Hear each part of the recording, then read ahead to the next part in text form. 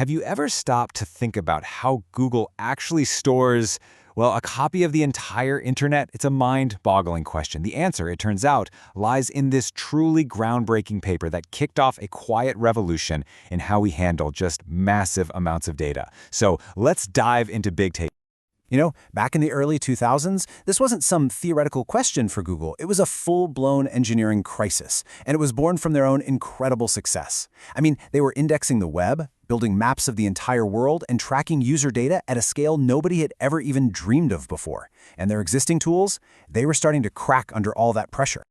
We're talking about petabytes of data, scattered across literally thousands of servers. And just to put that into perspective for you, a single petabyte is 1,000,000 gigabytes. Your typical traditional databases, they just weren't built for this kind of world. They would have just completely fallen over. So yeah, this was Google's petabyte problem. Their databases were breaking down. And the thing is, they couldn't just go out and buy a bigger, faster database off the shelf. Why? Because a solution for a problem of this magnitude, it just didn't exist anywhere. They were going to have to invent it themselves. And just think about the sheer variety of the data they were handling. On one hand, you've got the web index, right? Billions upon billions of tiny little URLs and text snippets.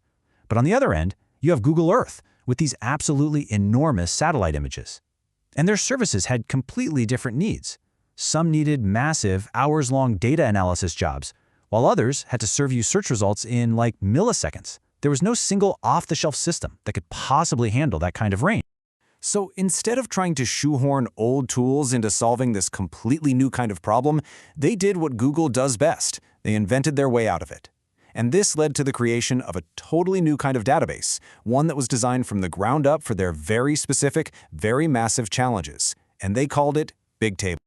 Okay, so the paper officially defines Bigtable as a sparse, distributed, persistent, multidimensional sorted map. I know, that is a mouthful, but the core idea behind it is surprisingly elegant. So let's actually break down what those words mean, because that's really the key to understanding just how powerful this thing is. Think of a traditional database as being really rigid, kind of like building with Legos, where you have to decide the exact shape and size of every piece before you even start. You have to define all your columns ahead of time. Bigtable is the complete opposite. It's flexible. We're like working with clay. You can just add new columns on the fly whenever you want as your needs change. And this gives developers this incredible dynamic control, which was a total game changer at the time. So if it's not a traditional table, how does Bigtable actually organize all that data? Well, the paper calls it a map. And I think the best way to understand it is to see how it pinpoints just a single piece of information, what the paper calls a cell. It all starts with something called a row key, which is really just a unique name for a row of data. Simple enough. Then you have columns, but, and this is different, they're grouped into column families. So you might have a column family called user profile that contains columns for name, email, and city. And then here's the magic ingredient, the timestamp. Every single cell, every piece of data is versioned by time. This is huge. It means you can ask Bigtable not just, hey, what's this value, but what did this value look like last Tuesday at 2 in the afternoon? The paper gives this perfect real-world example of how this all works for storing web pages. If you look here, you can see the row key is a website's URL, but it's reversed. Now this is a really clever trick they use to keep all the pages from the same domain physically close together, which makes them way faster to access. Then you see the contents column family, which holds the actual HTML of the web page. And notice it has 3 different versions, right? Each one has its own unique timestamp. That's that amazing versioning in action. Okay, so the data model is incredibly clever, but how do you actually make this elegant map work reliably across thousands of cheap, kind of failure-prone servers, right? That's the next massive challenge. So let's take a look under the hood at the system's architecture. The whole system really has 3 main parts. You've got a single master server that does all the coordination, but, and this is crucial, it stays out of the way of the actual data path. Then you have tons of tablet servers, and these are the workhorses that do all the heavy lifting of reading and writing data. And finally, there's a really smart client library that talks directly to those tablet servers. And this whole thing is built on top of other foundational Google technologies, the Google File System, or GFS, for storing data reliably, and a lock service called Chubby, which makes sure everything stays perfectly in sync. And the crazy thing is, this architecture works. It works unbelievably well. Just look at this chart from the paper. It's pretty incredible. It shows what happens to performance is they just throw more servers at the problem. from 1 server to 50, and then all the way up to 500. The total number of writes per second just skyrockets in an almost perfectly straight line. This is called linear scalability, and let me tell you, that is the absolute holy grail for any distributed system. And this amazing performance wasn't just some experiment in a lab. Bigtable very quickly became the powerhouse behind some of Google's most important services, many of which you probably use every single day. Take Google Analytics, for instance.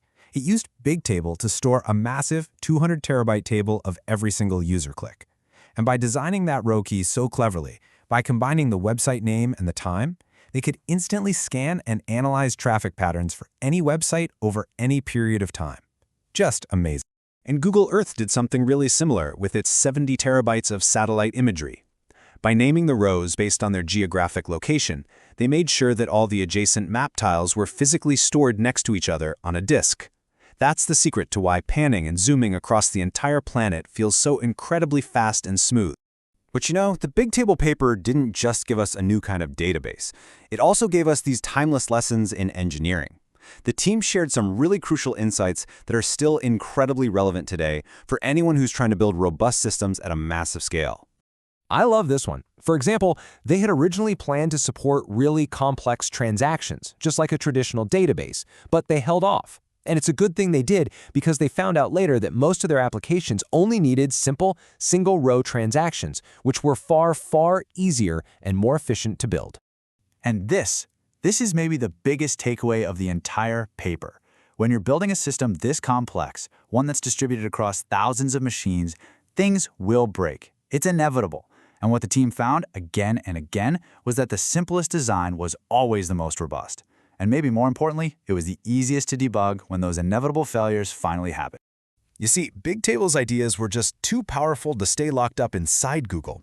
They eventually leaked out and went on to inspire a whole new generation of open-source databases, things like HBase and Cassandra, basically kicking off the entire NoSQL movement. It's just a perfect example of how one simple, really elegant solution to a massive internal problem can end up changing the architecture of the entire internet.